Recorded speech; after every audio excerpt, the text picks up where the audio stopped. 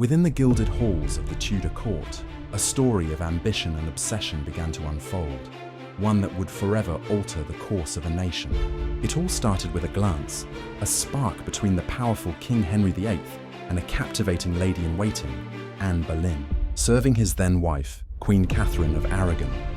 Anne was unlike any woman Henry had known. Her sharp intellect, French-honed charm, and spirited defiance fascinated the king, quickly turning his passing interest into an all-consuming infatuation. This was no mere dalliance. It was an obsession that would bring an empire to its knees.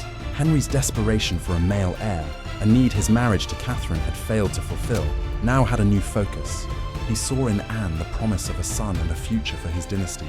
To make her his wife, he would need to do the unthinkable, annul his marriage of over 2 decades. When the Pope in Rome refused to grant his request, Henry, driven by his desire for Anne, made a momentous decision. He severed England's ties with the Roman Catholic Church, establishing the Church of England and placing himself at its head.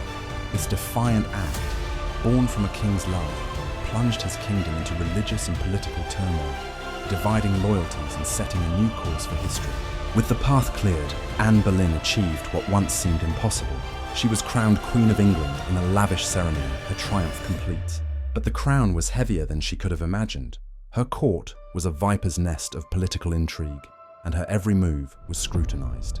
The immense pressure to provide a male heir was relentless. The fate of the new church and the king's favor rested on her ability to produce a son. When she gave birth not to a prince, but to a healthy daughter, the future Queen Elizabeth, the first cracks in her fairy tale romance began to show. The king's ardor, once so fiery, cooled into icy impatience. Anne's subsequent miscarriages sealed her tragic fate. Henry's love, twisted by disappointment and the persuasive whispers of his enemies, morphed into a cold fury. Suddenly, the queen who had reshaped a kingdom found herself accused of heinous, fabricated crimes, including treason and adultery. Arrested and imprisoned in the Tower of London, her fall was as swift as her rise. In the end, the woman for whom Henry had defied popes and splintered a church was led to the executioner's block. Her death marked the brutal conclusion of a love affair that had not only captivated a king, but had irrevocably changed the face of England.